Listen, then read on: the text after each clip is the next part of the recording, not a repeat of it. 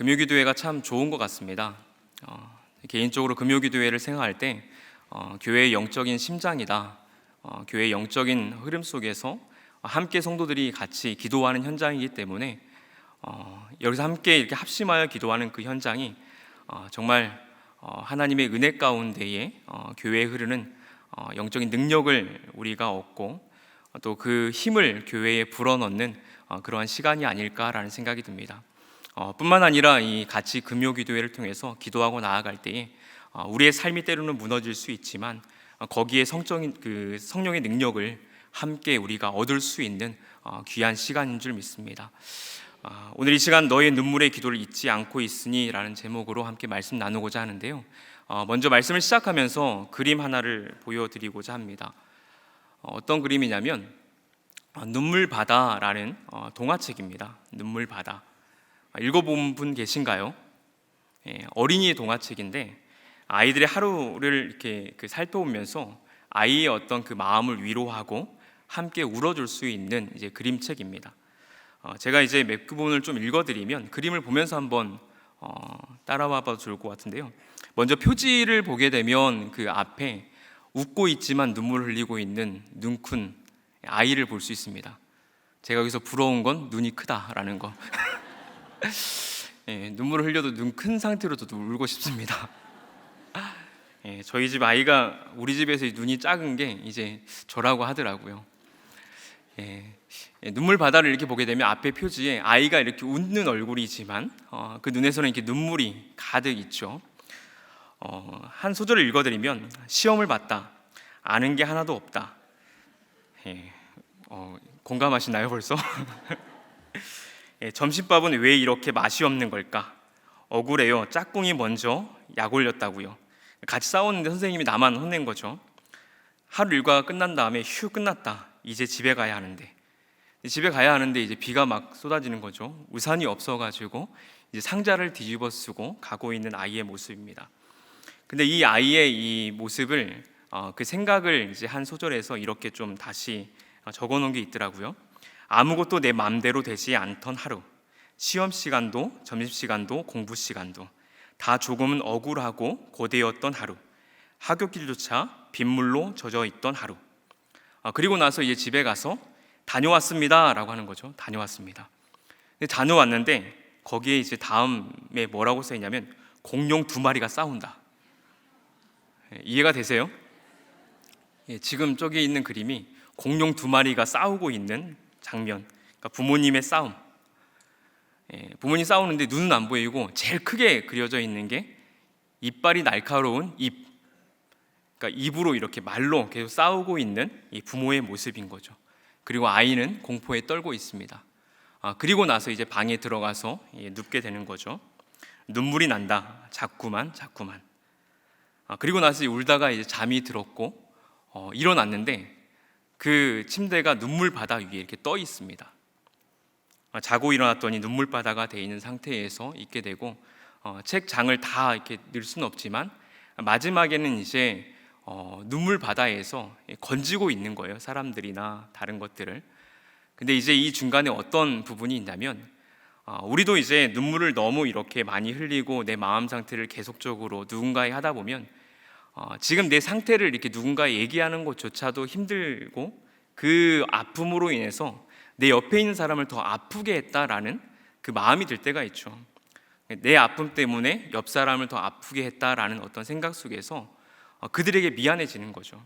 그러니까 이 아이가 이제 그러한 미안한 마음을 가지고 거기서 이렇게 내 눈물과 내 아픔 때문에 아파했던 사람들을 다시 이렇게 힘을 얻어서 건져내고 있는 그러한 그림입니다.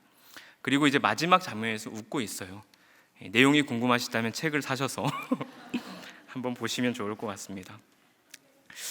눈물에 대한 우리가 생각을 할 때에 여러 가지 이야기도 있습니다. 눈물은 눈의 멋진 언어다. 그리고 눈물은 목소리가 없는 슬픔의 언어다. 우리가 잘 알고 있는 소절 중에서는 눈물 젖은 빵을 먹어보지 않은 사람은 인생의 참맛을 모른다. 여기 계신 분들은 누구나 다 눈물을 흘려봤던 분들일 것 같아요. 그렇기 때문에 인생의 의미를 조금이나마 내가 겪은 이 환경 속에서는 이해할 수 있는 인생이지 않을까 생각됩니다. 이처럼 눈물은 우리의 감정 그리고 때로는 우리의 인생을 표현하기도 합니다. 그리고 이제 어떤 사람, 가까이 있는 사람의 눈물을 볼 때는 그 눈물의 의미 또한 우리가 알게 되기도 하죠. 이처럼 이 눈물이라는 것의 의미 속에 슬픔이나 좌절, 상실감, 실망, 때로는 근데 우리가 슬픔 가운데 있지 않다 하더라도 너무나 기쁘면 눈물이 나기도 하죠. 그러나 눈물을 흘릴 수밖에 없는 힘든 현실 속에서 우리는 그 눈물을 머금고 살아가야 할 때가 있다라는 생각이 듭니다. 성도님들의 삶을 이렇게 볼 때 눈물 흘릴 때가 저도 참 많이 있기도 합니다. 오늘 원래 설교도 이 설교 안 하고 싶었어요.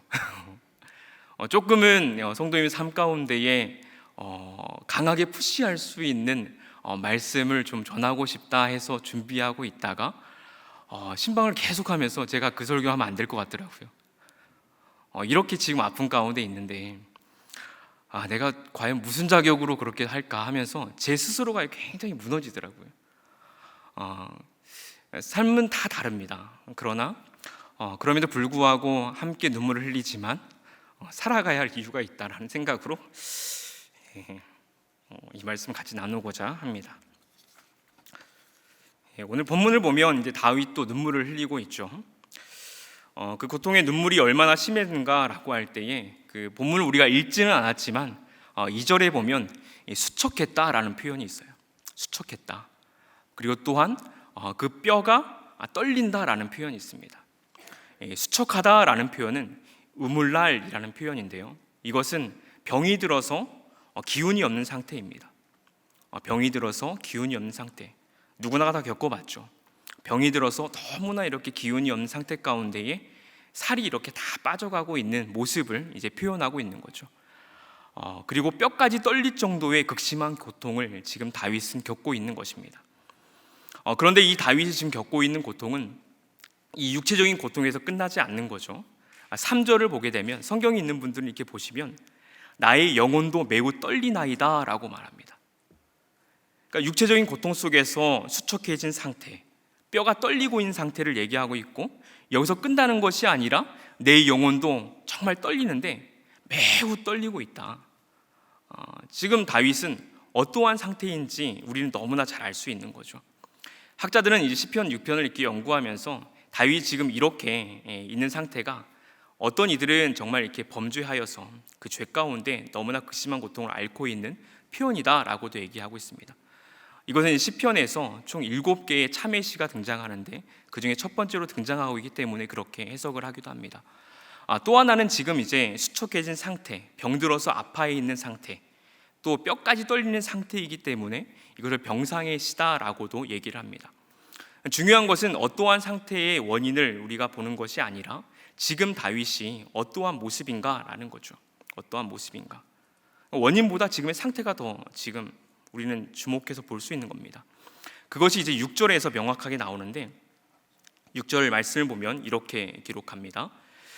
내가 탄식함으로 피곤하여 밤마다 눈물로 내 침상을 띄우며 내 요를 적시나이다. 세 번역은 이렇게 말합니다. 나는 탄식만 하다가 지치고 말았습니다. 밤마다 짓는 눈물로 침상을 띄우며 내 잠자리를 적십니다. 그러니까 이 고통이 이 침상을 적실 정도의 눈물로 되었다라는 거죠. 그리고 침상을 이렇게 띄웠다. 아까 그림 생각나시죠? 근데 이 본문을 공동번역서에서는 또 뭐라고 말하냐면 나의 잠자리는 눈물바다가 되었습니다 라고 이렇게 번역을 하고 있더라고요. 그러니까 이러한 이 다윗의 상태를 우리 너무나도 정확하게 볼 수 있습니다. 근데 지금 이 상황뿐만이 아니라 또 다른 시편에서 다윗이 이 눈물에 대한 얘기가 있는데요. 시편 56편 8절입니다. 이것은 다윗이 가드에서 블레셋에게 사로잡혔을 때의 자기의 상태를 말하는데 같이 한번 읽어볼까요? 시작. 나의 유리함을 주께서 계수하셨으니 나의 눈물을 주의 병에 담으소서. 이것이 주의 책에 기록되지 아니하였나이까. 우리가 잘 알고 있는 이 말씀 중에 하나이죠. 그 눈물이 너무나 이렇게 많기 때문에 다윗이 얘기하는 것이 나의 눈물을 주의 병에 담으소서. 여러분, 하나님이 가지고 있는 병이 얼마나 클까요? 나의 눈물이 너무 많기 때문에 주님의 병에 담아주십시오. 이 다윗이 지금 극심한 고통을 시편 56편에서 이렇게 표현하고 있는 겁니다. 여러분, 다윗이 이 하나님과 너무 멀어졌기 때문에 이 고통이 있었을까요? 우리가 잘 압니다. 다윗은 하나님의 마음이 합한 사람이었다. 또 다윗은 그 누구보다도 정말 하나님을 찾고 동행했던 사람이다라는 것을 너무나 잘 알죠. 그러나 그러한 다윗마저도 그 심한 고통을 경험하고 그 고통이 너무나 힘들어서 정말 이렇게 수척해지었다. 뼈가 떨렸다. 그 육체적인 고통뿐만이 아니라 정신적인 고통과 영적인 고통을 함께 앓고 있는 다윗의 모습입니다. 우리 또한 정말 예수 그리스도를 잘 믿고 신앙생활하지만 우리 가운데 찾아오는 그 고통과 아픔들을 우리의 힘으로 이렇게 막아낼 수 없죠. 믿는다 하더라도 내가 예수 그리스도를 잘 믿고 살아가지만 그 고통이라는 것은 우리 가운데 찾아올 수 있고, 우리 또한 다윗과 같이 수척하고 뼈가 떨리고 영적으로 정신적으로 굉장히 피폐해질 수 있는 그러한 존재다라는 거죠. 이러한 비슷한 상황을 성경을 보면 히스기야도 겪게 되는데요. 이사야 38장 9절에 11절입니다.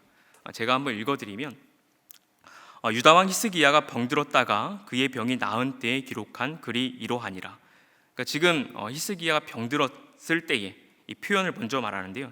10절에서 내가 말하기를 나의 중년에 스올의 문에 들어가고 나의 여생을 빼앗기게 되리라 하였도다.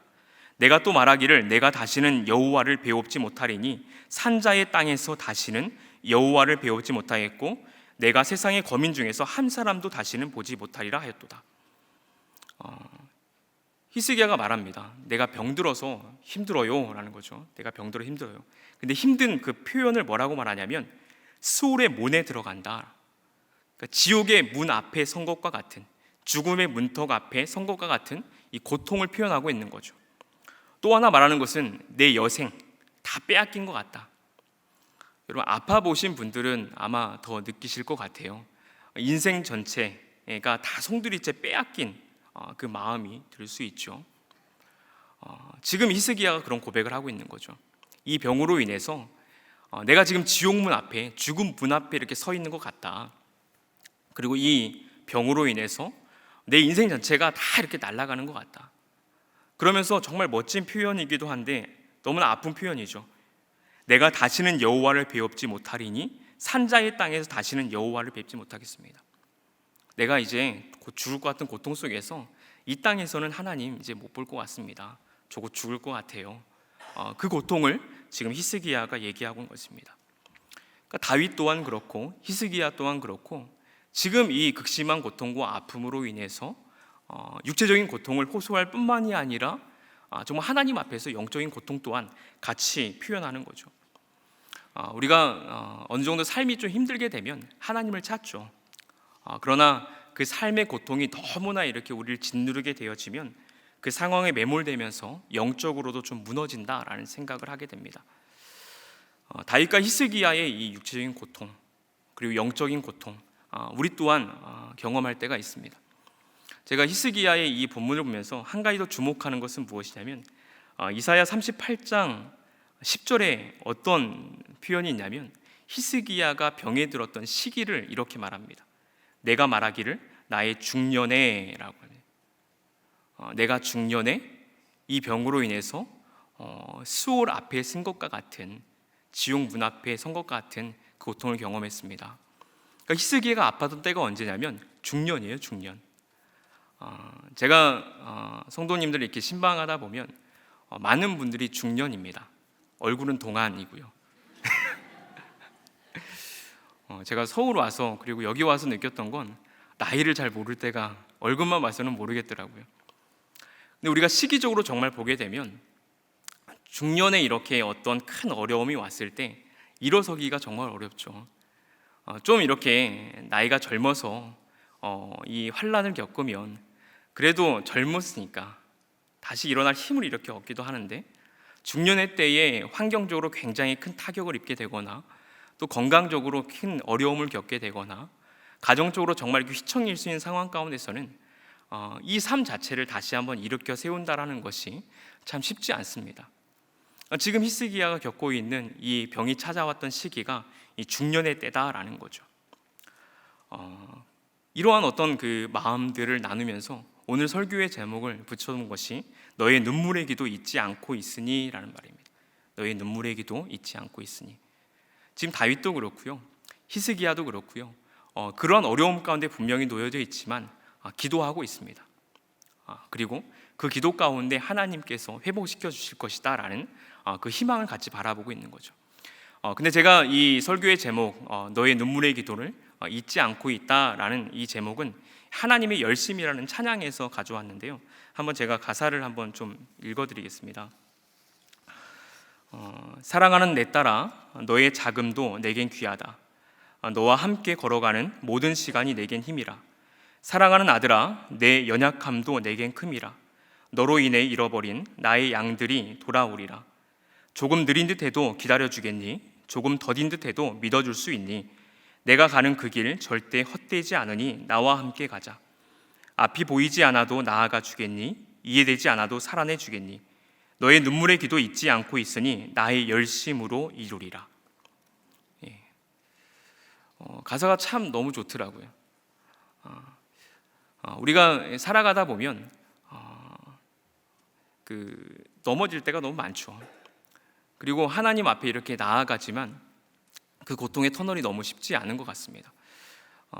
목사님 설교하시면서 부산까지 가려면 터널 통과해야 된다라고 말씀하셨잖아요.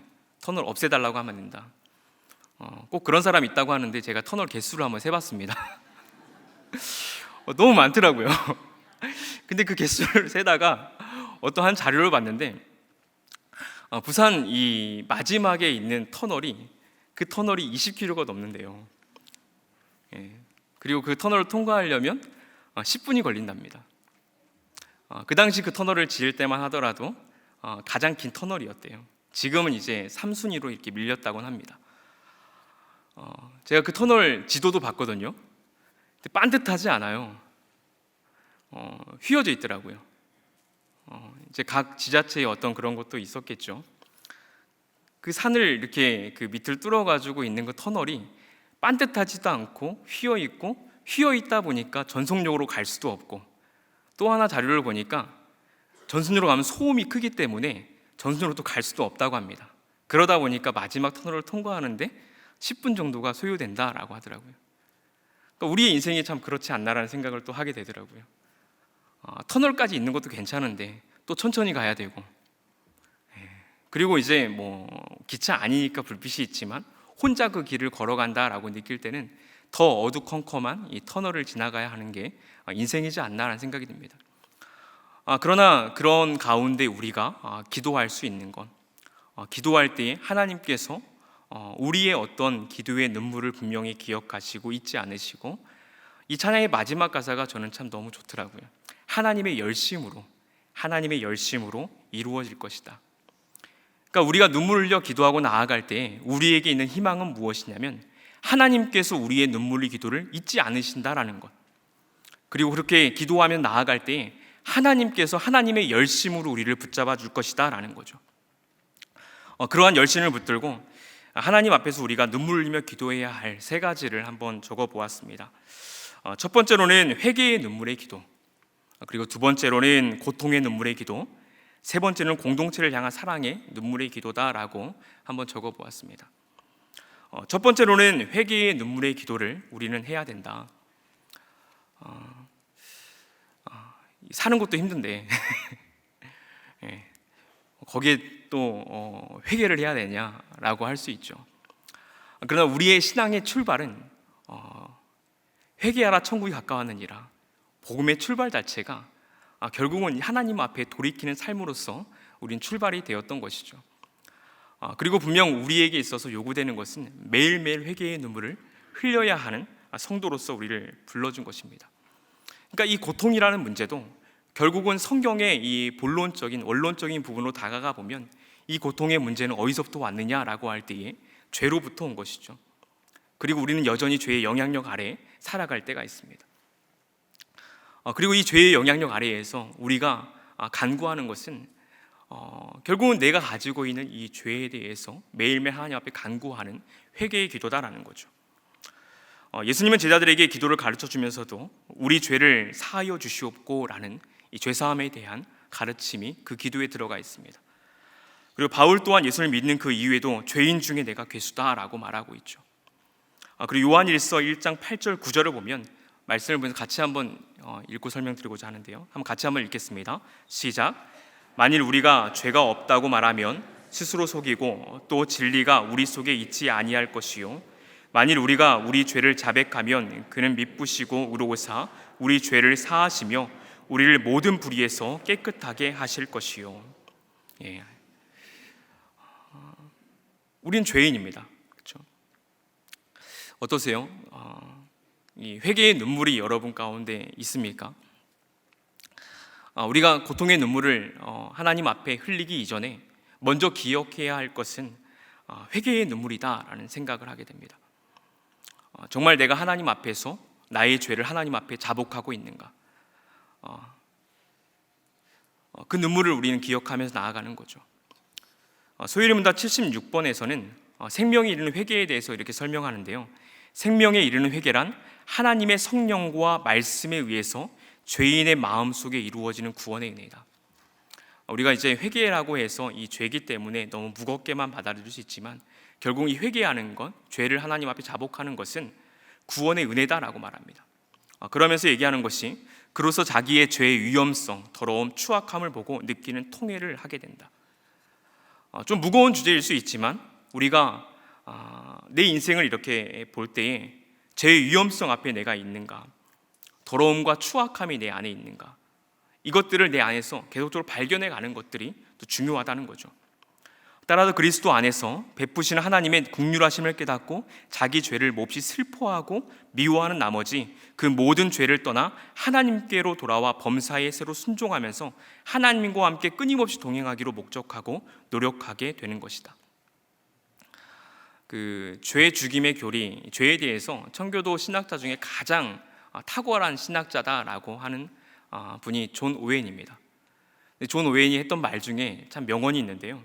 하나님을 최우선으로 추구하는 사람은 죄의 강한 저항에 부딪힌다, 이렇게 얘기합니다. 여러분, 하나님을 추구하고 있죠. 여러분, 하나님을 추구하고 있으면서 지난 설교를 기억한다면 나는 이 거룩한 삶에 부딪히는가 부딪히지 않는가, 정직이라는 것에 부딪히는가 부딪히지 않는가, 내가 그리스도에 살아가면서도 내가 아무런 이 부딪힘이 없다 그러면 한번 우리의 신앙을 점검해 볼 필요가 있겠죠. 죄와 회개의 삶도 분명히 거기에 있는 것 같습니다. 내가 하나님 앞에서 바르게 살려고 하고 하나님을 추구하는 삶이 있다면 여전히 내가 하나님 앞에서 나의 거룩하지 못함, 내가 이전에는 깨닫지 못했던 그 죄악들과 하나님 앞에서 어긋난 삶들에 대해서 내가 처절하게 회개하고 눈물을 흘려갈 수 있는 것이 우리 안에 있어야 한다는 것이죠. 그리고 그 눈물의 기도를 하나님께서 분명히 잊지 않으시고 이 말씀처럼 미쁘시고 의로우사 우리 죄를 사하시며 우리를 모든 불의에서 깨끗하게 하시는 하나님의 능력과 은혜를 분명히 경험할 줄 믿습니다. 두 번째로 우리가 흘려야 하는 눈물의 기도, 또 하나님 기억하시는 눈물은 고통의 눈물의 기도입니다. 이건 여러분의 삶을 이렇게 그냥 봐도 내 삶이 이러한 이 고통과 이러한 눈물로 범벅이 된 것 같다, 아마 개개인적으로 다가오시는 것들이 있을 것 같아요. 힘들지 않은 얼굴로 계신 분도 있는데요. 우리 현실을 이렇게 보면 그 결핍과 고통의 문제들이 참 많이 찾아올 때가 있죠. 성경에서 여러 인물들이 참 많이 있습니다. 우리가 한 여인의 이 고통의 눈물을 생각해 볼 때는 한나죠, 한나. 임신하지 못했던 이 마음의 고통을 한나는 이렇게 표현하는 거죠. 마음이 괴로워서 여호와께 기도하고 통곡하였다. 그리고 욥을 우리는 고통 가운데 떠올립니다. 욥기 16장에 보면 욥이 이게 친구들로부터 이렇게 많은 조롱을 얻거든요.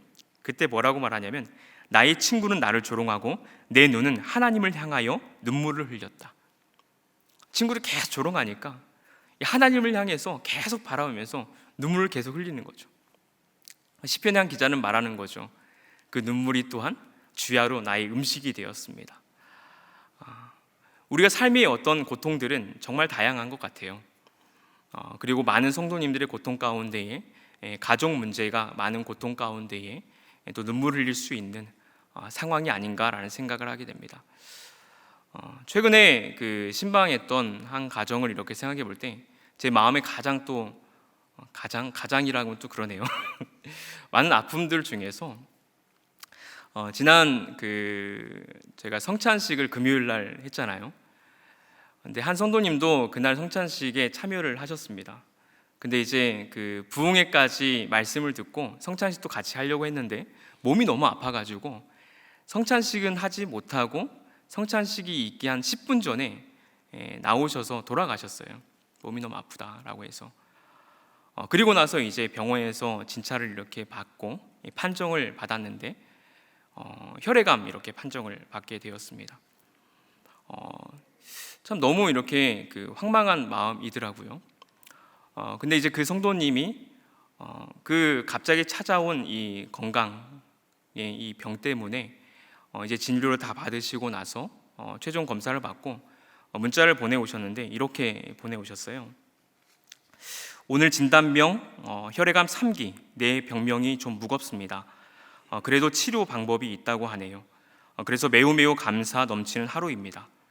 3주 동안 중에 오늘이 제일 행복합니다. 여러분 이해할 수 있어요? 입원하지 않고 통원으로 6개월에 걸쳐 항암하고 머리도 안 빠지는 마일드한 치료이고요.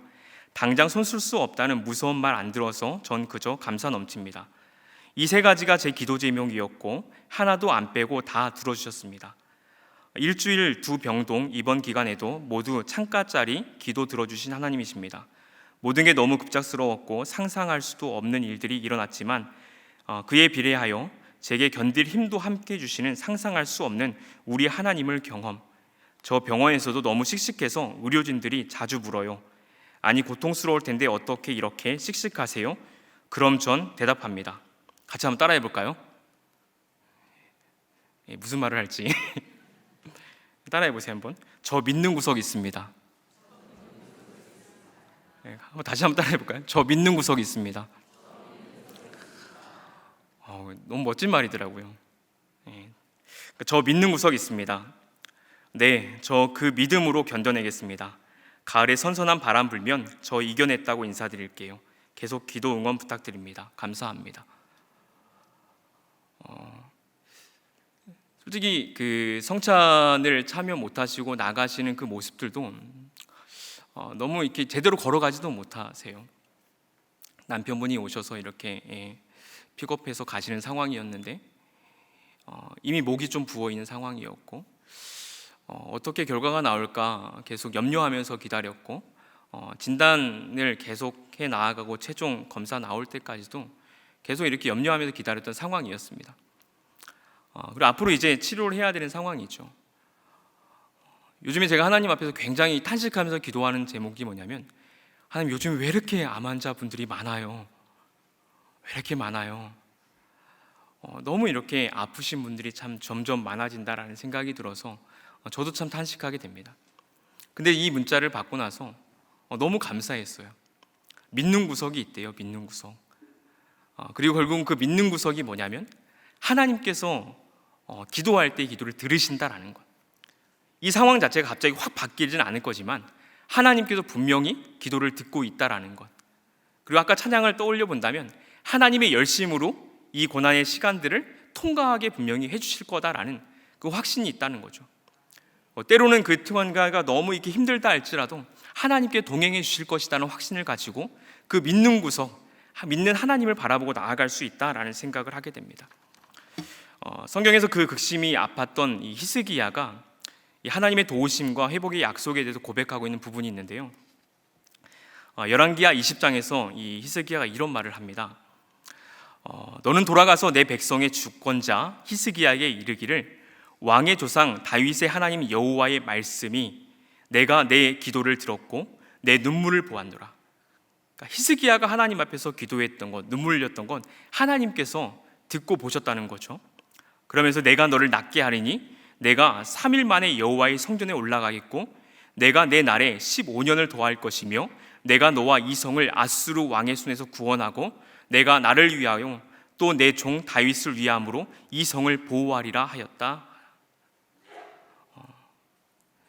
히스기야의 어떤 눈물의 기도 하나님께서 들으시고 하나님께서 보시는 거죠. 그러면서 네 가지의 중첩적인 하나님의 은혜입니다. 낫게 할 것이다, 성전에 올라가게 할 것이다, 구원할 것이다, 그리고 성을 보호해 줄 것이다. 이 도우심과 회복을 바라볼 수 있다는 것입니다. 그리고 또 우리에게 있어서 또 하나님의 그 도우심과 은혜는 어떻게 고백되어지냐면 우리 안에 내주하신 성령님의 도우심을 우리 또한 같이 고백할 수 있는 거죠. 그 은혜를 이제 바울은 로마서에서 이렇게 말하는 거죠. 여러분 잘 알고 있는 말씀입니다. 이와 같이 성령도 우리의 연약함을 도우시나니 우리가 마땅히 빗바를 알지 못하나 오직 성령이 말할 수 없는 탄식으로 우리를 위하여 친히 간구해 주신다. 여러분, 우리가 분명히 고통 가운데 놓여질 수 있는 상황이지만 그 고통 가운데 하나님께서 우리의 눈물의 기도를 분명히 들으시고 우리의 눈물을 보고 계신다라는 것입니다.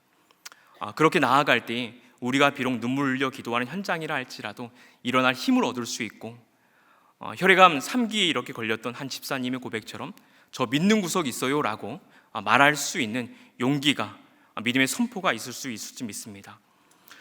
세 번째로 눈물 하나를 더 추가를 했는데요, 공동체를 향한 사랑의 눈물입니다.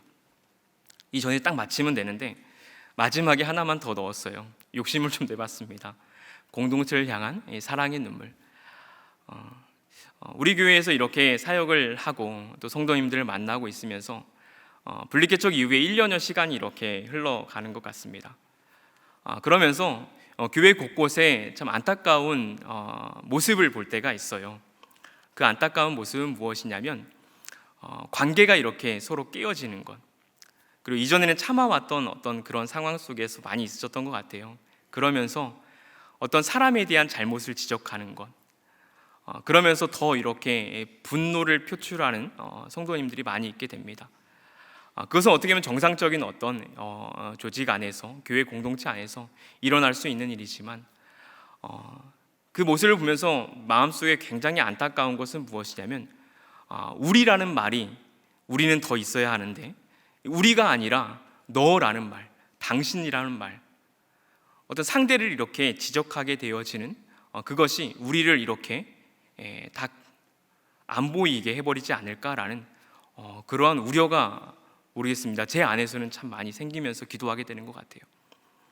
그러면서 마지막으로 붙여놨던 눈물의 기도가 뭐냐면 공동체를 향한, 그리고 하나를 더 넣었어요. 사랑의 눈물의 기도. 여러분, 교회 많이 사랑하시죠? 여러분, 우리 교회 늘 말하지 않습니까? 함께 울고 함께 웃는 교회. 저는 가끔 그런 생각해요. 함께 울고 또 울고 또 울고 또 울고 또 운다 할지라도, 하늘나라 가서 웃는다 할지라도, 여러분, 우리는 함께 울 수 있는 교회입니다. 이걸 만들어가는 것은 정말 어려운 것 같아요. 근데 그걸 만들었던 교회 공동체다라는 그 믿음 속에서 우리가 함께 이 공동체를 더 사랑하고 공동체를 향해서 눈물을 흘렸으면 좋겠다라는 생각을 합니다. 그래서 로마서의 말씀처럼 즐거워하는 자들과 함께 즐거워하고 우는 자들과 함께 울라. 그리고 야고보서 5장 16절에서는 이렇게 말합니다. 같이 한번 여기 읽어볼까요? 시작. 그러므로 너희 죄를 서로 고백하며 병이 낫기를 위하여 서로 기도하라. 의인의 간구는 역사하는 힘이 큼이니라. 여러분, 여기서 주목해야 하는 것은 너희 죄를 서로 고백하는 것입니다. 잊을 수 없는 장면 중에 하나가 오카노 목사님이 상암 올림픽 경기장에서 이 나라의 어떤 죄를 고백하면서 이 죄가 결국은 나의 죄다라고 고백하는 장면입니다. 여러분, 우리 교회 안에서 우리가 함께 공동체 안에서 신앙생활하면서 뭔가 잘못된 모습을 보았을 때에, 뭔가 이렇게 회개해야 될 어떤 그러한 모습들을 보았을 때에 우리가 먼저 있어야 할 자리는 어디냐면, 저 사람이 잘못했다, 우리가 잡아가는 것들이 분명히 필요하겠죠. 그러나 우리가 같이 회복해야 할 자리는 나의 죄입니다 라는 거죠. 제가 잘못했습니다, 제가 죄인입니다 라는 마음이죠. 교회를 많이 사랑하시고 성도 안에서 같이 있다 그러면 힘들게 만들어 왔던 어떤 이 상황 속에서 같이 울어줄 수 있는 성도님들이 더 많았으면 좋겠습니다. 교회가 어려워지는 건 정말 한순간이에요. 저보다도 아마 성도님들이 더 많은 한국교회 현실을 더 여실하게 알지 않을까라는 생각이 듭니다. 결국은 그러한 출발점에서 우리가 가장 많이 회복하고 가야 될 것은 하나님이 저의 죄 때문입니다 라는 고백이죠. 우리 교회도 건강한 교회이지만 여러분들이 같이 섬기고 있는 부서와 여러분이 함께 섬기고 있는 모든 영역들 속에서 사람들과의 관계 속에서나 그 조직을 보았을 때 결국은 나는 잘못한 게 없어. 예, 잘못한 거 없는 거 맞아요.